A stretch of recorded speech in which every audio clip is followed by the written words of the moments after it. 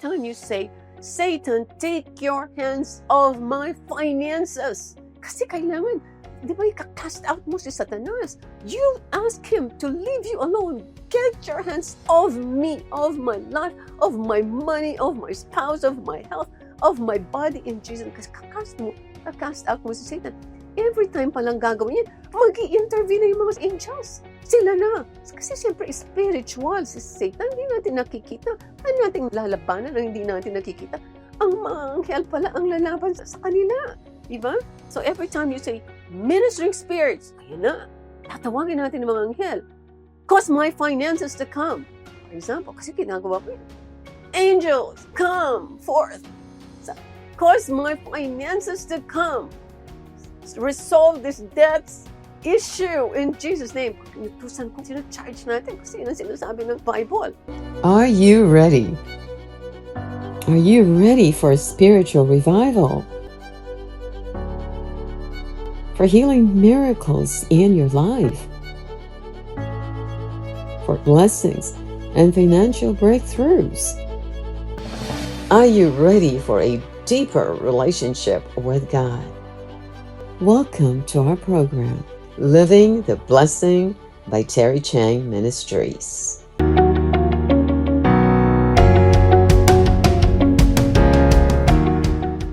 So, number 8, angels are not to be worshipped. They are servants of God, who alone is worthy of worship and praise. So, ang worthy lang of our praise and worship ay si Jesus. Wala ng God the Father, of course, the Holy Spirit, pero not the angels. Kasi ang angels ay mga servants of God. Revelation 22 verses 8 to 9. Now I, John, saw and heard these things. And when I heard and saw, I fell down to worship before the feet of the angel who showed me these things. Then the angel said to me, see that you do not do that, for I am your fellow servant and of your brethren, the prophets, and one of those who keep the words of this book. Worship God. Yun ang inutos niya kay John. And then, number 9, angels are servants of God. Primarily, angels were created by God to be His servants. They fight the enemy. Ayan. Dito natin kailangan ang mga anghel. They are servants of God. Tingnan po natin, ha? Nagsiserve kay God, but they serve men as well. Example po dito, si Daniel 10, and verses 1, verse 21. Napakahaba ng story na ito, maaaring hindi ko na siguro basahin. Pero ang story po nito is, si Daniel ay nag-fasting and praying, and nag-pray siya kay God, kaya lang for 21 days, hindi sinasagot ni God ang kanyang dasal. So he was wondering why. And then biglang dumating itong isang angel, na maaring si Michael ito. Pagkatapos, sinabi niya, alam mo, sinagot yung dasal mo ni God on the first minute na tinanong mo kay God. Kasi humingi siya ng prophecy. Ano bang mangyayari sa mga tao?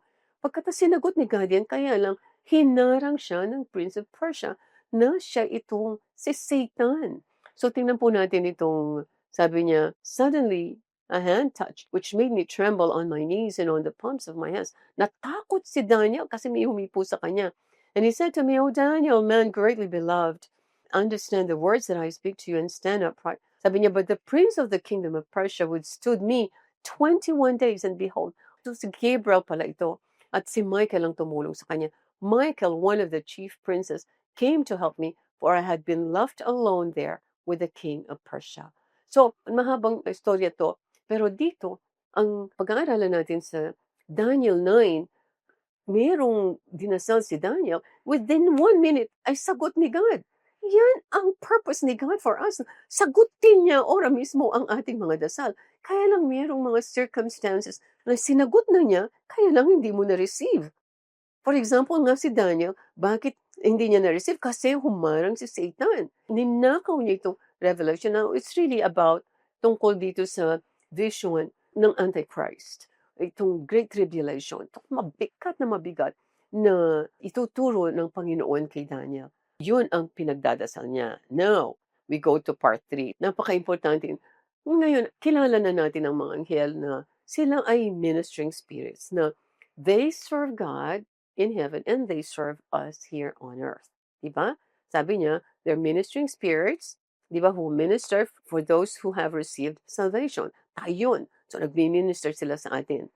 Now, question is, and this is the most important siguro dito sa ating pag-aaral, how do we activate angels to work for us? Ayan. Paano mo ma-experience yung gumaling ka ng cancer? 4th stage, na walang surgery. Diba? Even may surgery, mamamatay kang mabilis kasi lalo na kung invasive ang cancer, mamamatay ka kaagad dyan. Or yun na lang, supernatural provision. Nabayaran ko lahat ng milyon-milyon kong utang. Diba? Or yung nag-reconcile kami ni Robert, na-restore ang aming marriage completely. Yan ang mga gagawin dito when you learn to activate angels. Amen. So, how do we activate angels to work for us? Now, the answer is by speaking it. Sasabihin mo with your mouth. So, tingnan po natin, how do we know that? Because David commanded the angels by speaking directly to them. Psalms 103, verses 20 to 22. Verse 20, ano sabi? Bless the Lord, you his angels. So, kinakausap ni Daniel, sabi niya sa mga angels, bless the Lord. Sabi niya sa mga angels, bless the Lord, you his angels, who excel in strength. So sinasabi ni David, dinidescribe dito mga anghel na to, who excel in strength, who do his word. Who do his word. Imagine nyo? Ano pa yung word na yan? Mamaya po pakikita ko sa who do his word. Heeding the voice of his word. Naku, ang mga anghel pala, ang ginagawa lang nila ay gawin kung ano ang salita ng Diyos. Kung anong sinabi ni God sa kanyang salita. Yan ang ginagawa ng mga anghel. In verse 21, sabi niya, bless the Lord, all you his hosts. Heavenly hosts, at yung mga angels. Sabi na naman ni David, you ministers of his. So, tinatawag yung ministers. May minister, ibig sabihin sila yung ating mga go-between, between ang heaven and earth. Sila ang magbibigay sa atin ng ating mga pangangailangan. Ministers, you ministers of his, who do his pleasure. So, ibig sabihin na ang mga anghel pala to, kapag tinutulungan tayo, pag ginagawa nila yung kanilang commission, di ba? Dinesign sila ni God para tumulong mag-serve sa atin. Ay, tinatawag ni David na pleasure sa Panginoon. Wow, tingnan mo naman. Pag pala gumawa ng paraan ng anghel na mawala yung cancer ko, malaking pleasure ito sa Panginoon. Amen. Kasi sinusunod nila yung utos ng salita ng Diyos. And verse 22, bless the Lord, all his works, in all places of his dominion. Bless the Lord, O my soul. Naku, in all places of his dominion. Kahit saan, kahit anong problema mo, kahit anong suffering na dinadanas mo yun, kasama yan sa mga gagawin ng mga anghel for you. Amen. Okay. Hebrews 1:14. Are they not all ministering spirits sent forth to minister for those who will inherit salvation? Tandaan niyo po, Hebrews 1:14.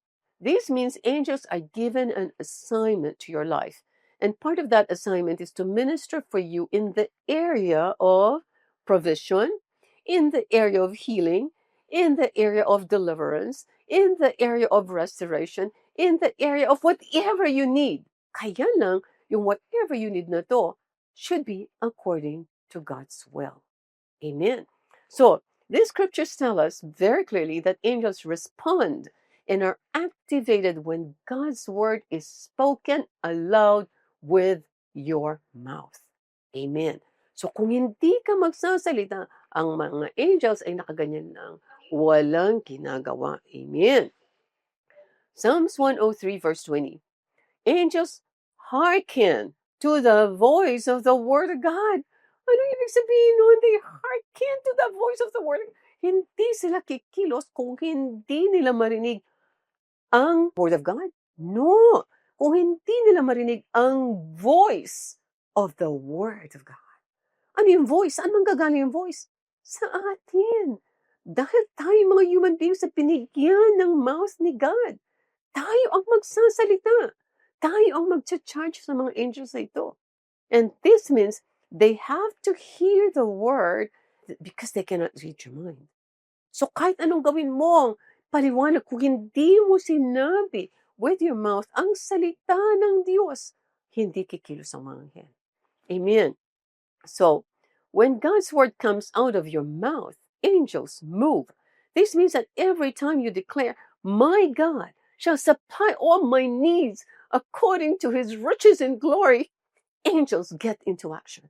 So, in fact, sinasabi dito, according to his riches, not according to our need. Sabi niya, he will supply our needs, not according to our pangangailangan, but according to his riches, his vast riches. Kaya pala ako, nung tinuruan ni Lord na mag-sow ng bahay, ito yung bakit ako biglang nagkaroon ng nabayaran lahat ng mga utang. Sabi ni God sa akin, ibigay ko yung bahay. Yung bahay ko, I had a house in America. Tapos yun lang ang bahay na walang utang at the time na hindi irirematahin. Kaya lang sabi ni Lord, bigay ko daw sa ate ko tsaka sa mother ko. Kasi nanghiram ako ng mga pera sa kanila, nanghiram ako ng pera sa mga bangko.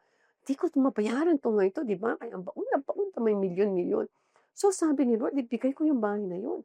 Tapos maboborn again lahat ng aking family members. Without second thoughts, ibinigay ko yung bahay na yan. Hindi ako nasaktan, hindi ako nag-isip. I didn't have any second thoughts. Little did I know na ang kapalit pala niyan ay 10 bahay sa Hong Kong within just 5 years. Magmula nung sinuko yung bahay na yan. At some of you, yung mga Hong Kong, natin, brothers and sisters, inimbitahan ko yan sa bahay namin. One of our houses sa bahay namin. Napakalaki ng bahay na to, 8,000 square feet, 800 square meters. May swimming pool na ganyan. Isa yan sa mga bahay. At ito'y nagkakahalaga ng bilyon. Kumbaga, ganyan. So, isa sa mga binigay lang sa akin ng Panginoon ito dahil nagsow ko ng seed. So, nakikita nyo, napaka-importante na nagsusow.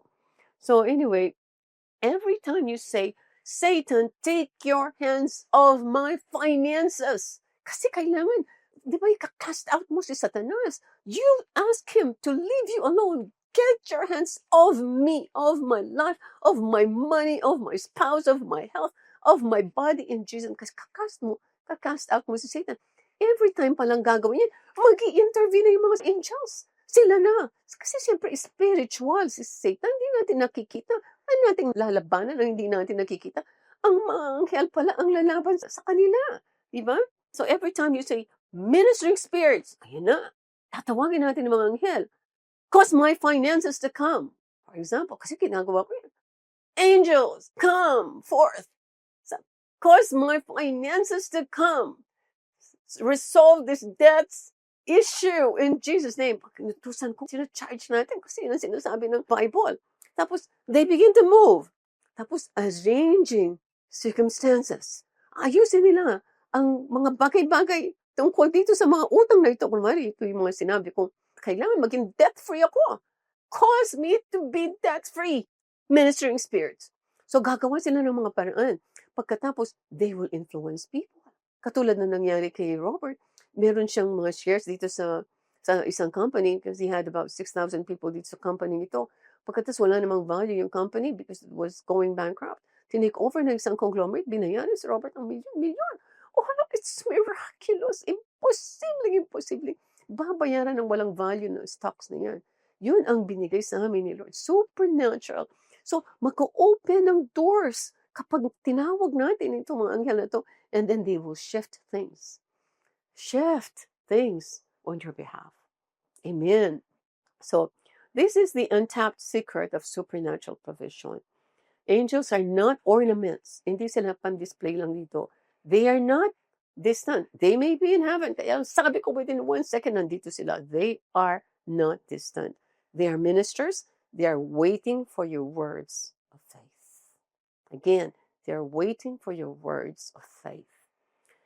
For example, okay, many Christians have not given their angels anything to work with. Maraming mga hindi man lang nila naintindihan kung ano ang role ng mga angels ito. So, hindi nila tinatawag. So, nakaganyan lang. Walang ginagawa para sa kanila.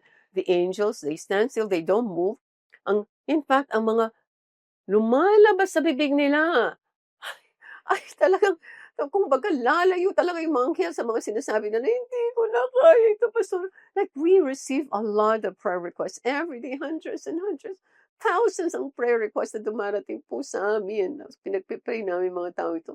Kaya lang gusto namin makinig sila sa mga preaching messages kasi kung hindi nga sila magkaroon ng revelation, maaring sagutin ni Lord ang dasal, maaring sagutin, bayaran yung utang, but di magkakautang ulit.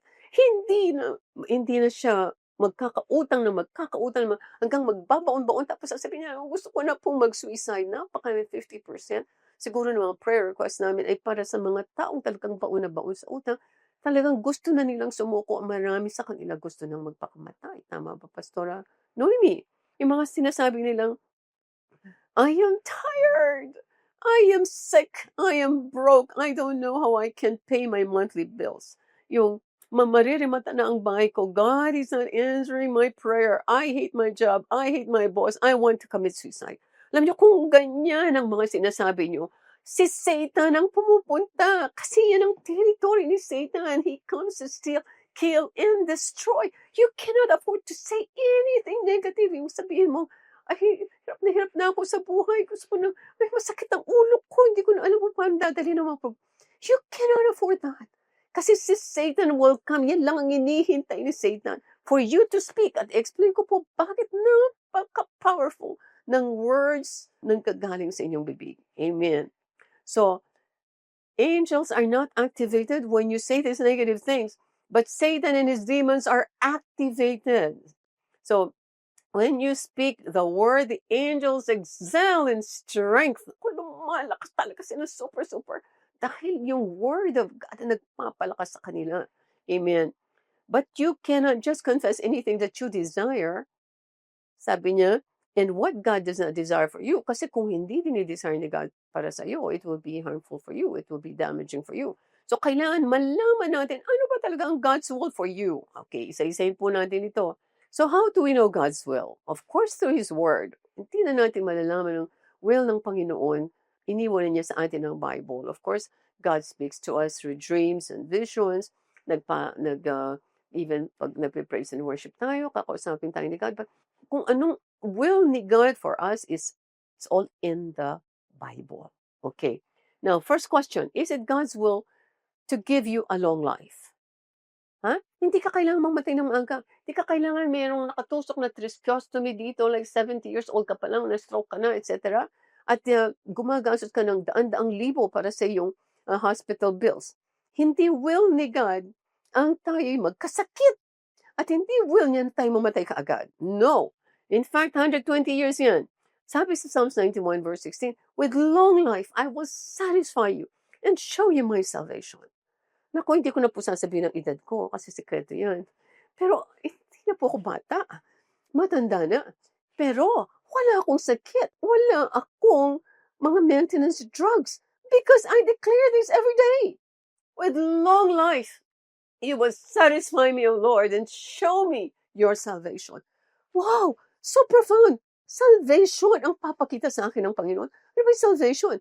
Salvation is a complete salvation package. Ang dami-daming benefits dyan. Nandiyan divine health and healing. Nandiyan ang deliverance, long life. Nandiyan ang financial prosperity, supernatural power of the living God. Nandiyan ang ministry of angels. Nandiyan ang wisdom. Nandiyan ang lahat ng bagay dito sa word na salvation. Kaya pala gusto ni God, humaba yung buhay mo is because He wants to show you all these things. He wants to give you all these things. Amen. So yan, alam natin, will ni God yan. Number 2, is it God's will to prosper you? Kasi maraming mga tao, tinatawag nilang prosperity gospel. Of course, prosperity gospel. Ayaw ko ng poverty gospel more than anything else. Ayaw ko dahil naghirap na ako before. Hindi na mangyayaring maghirap ako. Mula bata kami naghirap, hindi na mangyayari yan. That's why I know this is prosperity gospel because my God is prosperous. He owns heaven. It's a heaven, walang paghihirap dyan.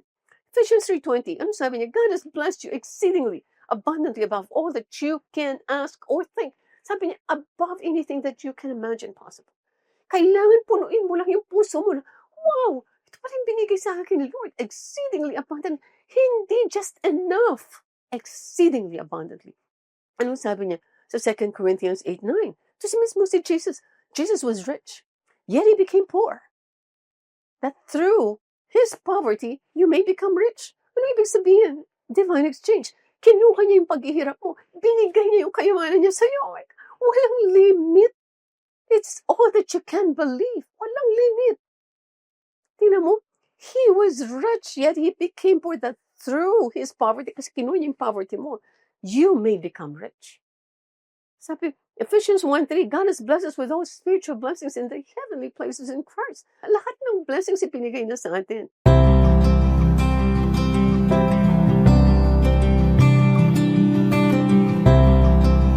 Sa mga nais pong sumulat, magbigay ng testimony, or may prayer request, isa pong malaking karangalan na kami makapaglingkod sa inyo.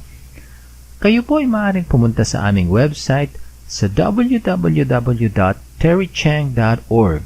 Inuulit ko po, www.terrychang.org. Maraming salamat po. Hi, si Pastora Terry Chang po ito.